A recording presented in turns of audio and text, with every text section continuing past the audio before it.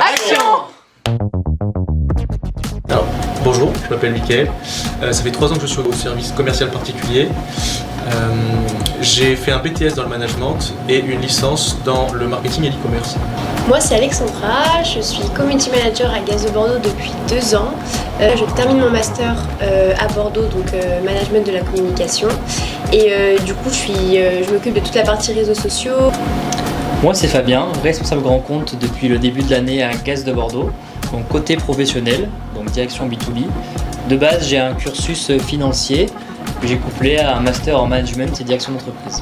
Alors mon métier consiste à développer, fidéliser les offres Gaz de Bordeaux en répondant à des appels d'offres, que ce soit pour des marchés publics ou pour des marchés privés. Moi c'est Ambre, je suis graphiste à Gaz de Bordeaux. J'ai fait 2 ans en alternance pour mon master direction artistique et là maintenant je suis embauchée en CDI. Mes missions consistent à m'occuper de la communication interne et externe de l'entreprise. Compétences au niveau du gaz, parce que j'ai déjà eu des expériences professionnelles dans le milieu de l'électricité, mais pas le gaz. Moi du coup ça va plus se tourner sur le savoir-être, donc plus un esprit critique et de l'organisation. Donc j'ai développé des compétences dans le milieu de l'énergie et plus particulièrement dans le milieu du gaz, forcément. Et également aussi avoir une proximité avec nos clients et une réactivité qui est pour nous très importante. Alors un conseil que je pourrais donner aux jeunes, ce serait de croire en soi. Ce serait vraiment de partager autour de vous, que ce soit vos réussites, vos échecs, vos peurs, vos questionnements.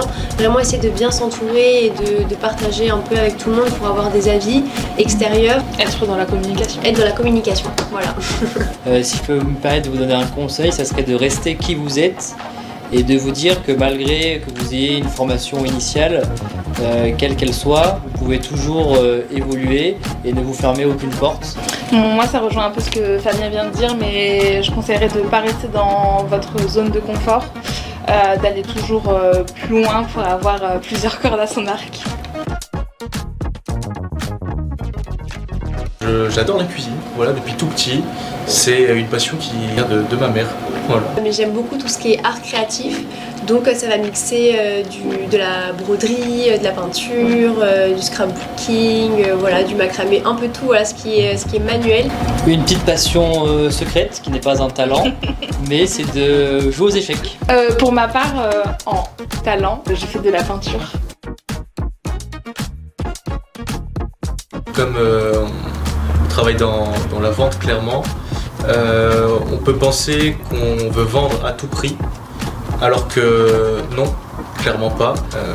Je dirais que l'humain prime et primera toujours, même dans la vente. Donc oui, je suis sur Instagram, mais je ne passe pas ma vie sur Instagram, et ça ne prend pas 2 secondes de faire un post Instagram. Voilà. Le métier de commercial fait l'objet de beaucoup de préjugés. Le premier qui me vient en tête, ça serait le côté beau parleur. On doit discuter, on doit négocier, prendre la parole, mais pour le faire de la bonne façon, et encore plus à Gaz de Bordeaux et dans le milieu de l'énergie, il faut avoir une certaine technicité, une expertise dans son domaine pour pouvoir conseiller et accompagner nos clients dans les meilleures conditions possibles. Pour ma part, en tant que graphiste, on me dit souvent que je passe mes journées à colorier, à dessiner ou à peindre, ce qui est totalement faux. Même si le dessin prend une toute petite part de mon métier, je passe la plupart de mon temps sur mon ordinateur. Donc voilà, et j'inviterai toutes les personnes qui tiennent ce genre de propos à passer une journée avec moi pour voir que je ne passe pas mon temps à colorier. Bien dit. Venez dans la com. Colorions ensemble. Pardon. C'était un stage. La directrice des ressources humaines m'a demandé si j'étais parent. J'avais 18 ans. Voilà. Donc je l'ai pas forcément très bien pris sur le coup, mais en fait c'est juste pour savoir si je pouvais faire des heures de nuit. Une question très atypique. Si j'étais un animal, quel serait-il? Drôle de question, un petit peu déstabilisante. Et la question qu'on se pose tous, à quel animal as-tu pensé? Ça restera un secret.